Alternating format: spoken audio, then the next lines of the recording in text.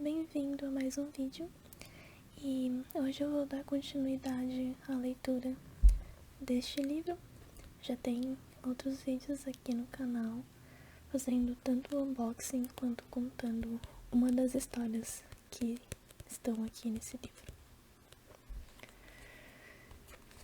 Hoje eu irei ler a história, o mito de Thor,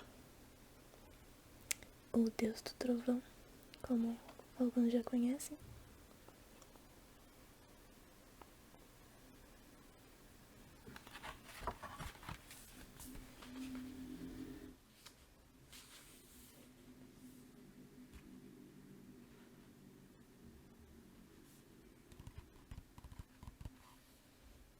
Bom, vamos começar.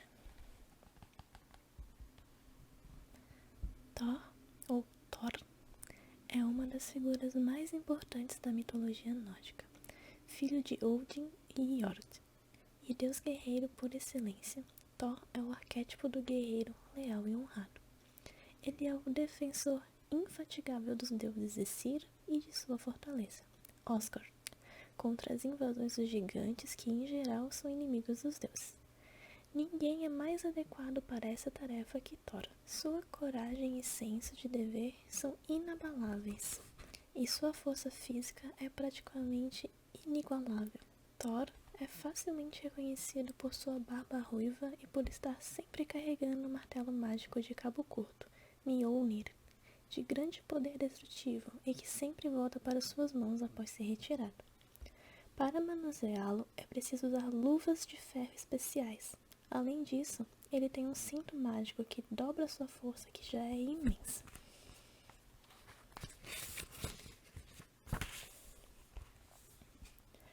O martelo de Thor era usado para santificar tanto quanto era usado para destruir.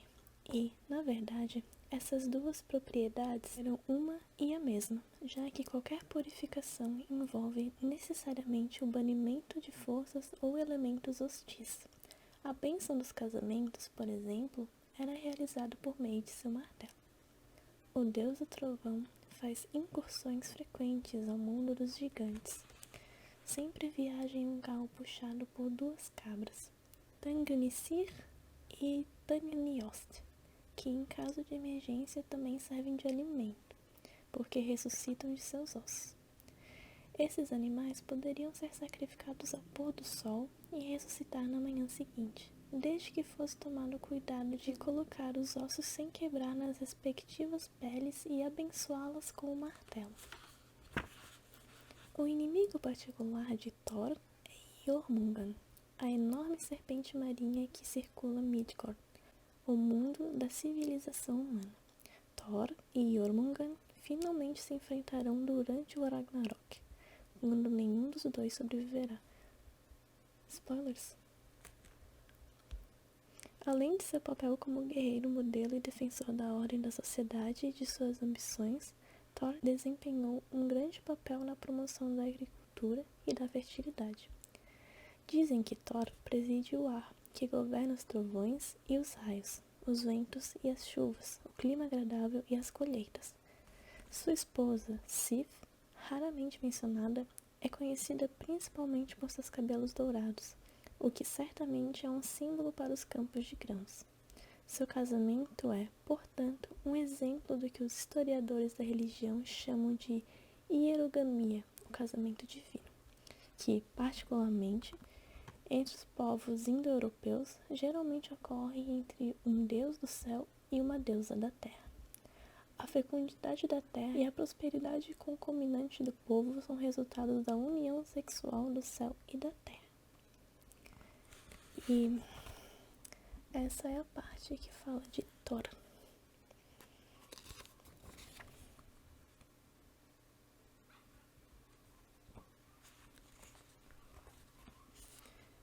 E eu vou ler um pouquinho também da história do Loki, ou Loki. Loki. Essa é a ilustração dele.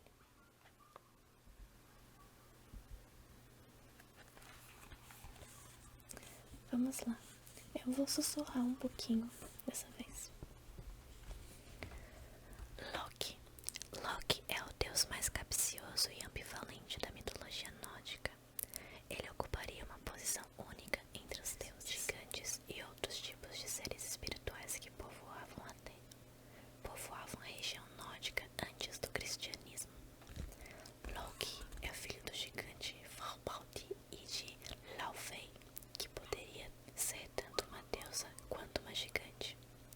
Da união de Loki com Angrboda nasceram Hela, a deusa do mundo inferior, e Jormungand, a serpente que assassina Thor, e Fenrir, o lobo que arranca uma das mãos de Tyr e mata Odin durante o Ragnarok, o que será narrado mais tarde.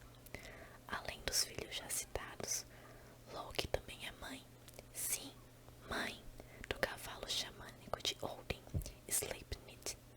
Após ter tomado a forma de uma égua e cortejado o cavalo, Svaltifari, o que é narrado no conto A Fortificação de Osgord. Loki demonstra total indiferença pelos seus companheiros e acaba escapando não só das expectativas sociais, mas também das leis da natureza. Ele é retratado como um covarde que se importa apenas com os prazeres superficiais e sua autopreservação. Por vezes, assume uma postura brincalhona e maliciosa, porém é sempre irreverente. Ainda que Loki seja de certa forma um deus, não há nenhum vestígio de alguma adoração a ele, o que pode ser explicado pelo fato de seu caráter ser exatamente o oposto dos ideais nórdicos de honra e lealdade. E esta é a parte do Loki, é bem pequenininha. Aqui já começa outra parte, outra história. Então, eu vou ler mais um. Eu vou ler sobre Hela, a filha do Loki que eu acabei de falar ali. Hela. E eu vou voltar a falar com voz suave agora. Hela, a deusa da morte, era filha de Loki, deus do mal, e da gigante Angrboda, a portadora de doenças.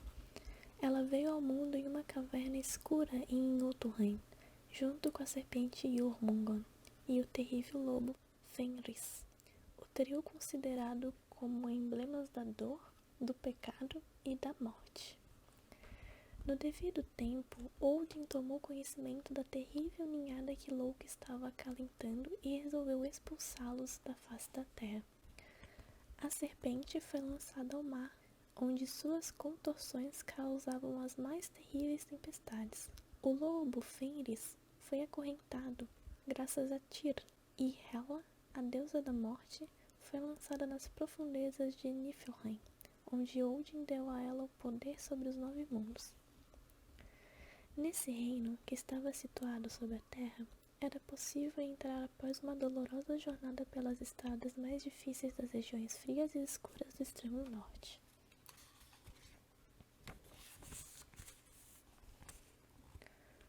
O portão ficava tão longe de todas as moradas humanas que até Hermod, o veloz, montado em Sleipnir, teve de viajar 9 longas noites antes de chegar ao rio Gjöll, que ficava à fronteira de Niflheim, sobre a qual foi construída uma ponte de cristal arqueada com ouro, pendurada por um único fio de cabelo e constantemente guardada pelo esqueleto sombrio de Mudgod,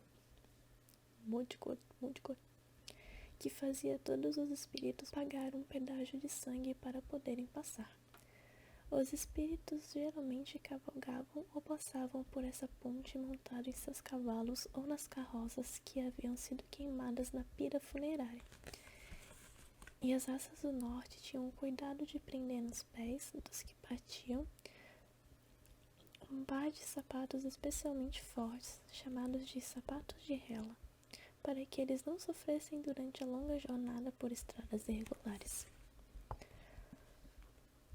Logo depois de atravessar a ponte Gjallar, o espírito alcançava o bosque de ferro, onde não havia senão árvores nuas e com folhas de ferro, e depois de passar por ele, alcançava o portão de Hela, ao lado do qual o feroz cão manchado de sangue Gar vigiava, encolhido em um buraco escuro conhecido como a Caverna Gnipa.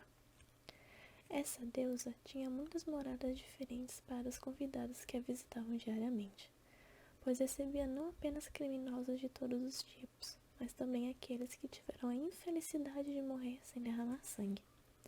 Para seu reino também eram enviados aqueles que morriam de velhice ou de doença, um modo de morte que era chamado com desprezo de morte da palha, pois os leitos das pessoas eram geralmente desse material.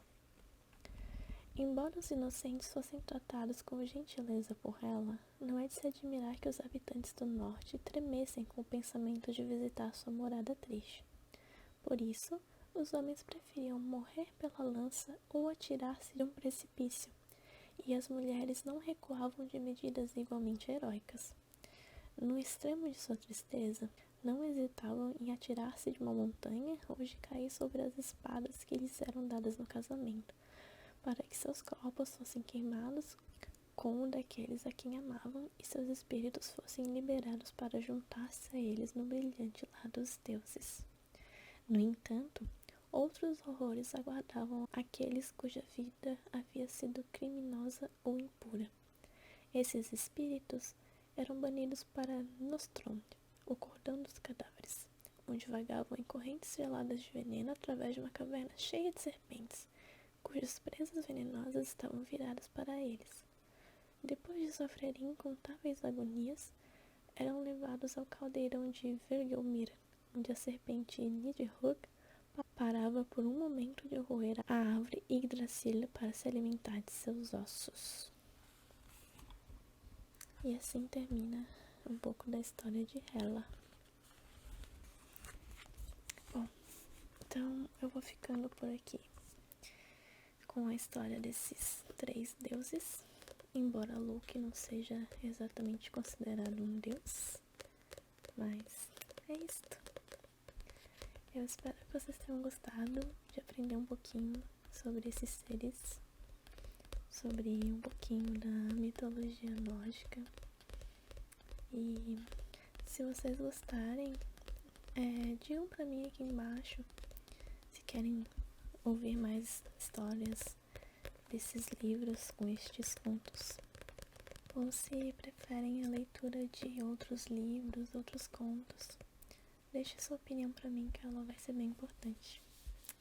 E é isso. Espero que você tenha relaxado um pouquinho também.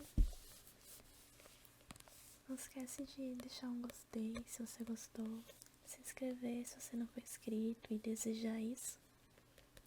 E, bom, uma boa noite, um bom descanso e até mais. Espero te ver mais por aqui.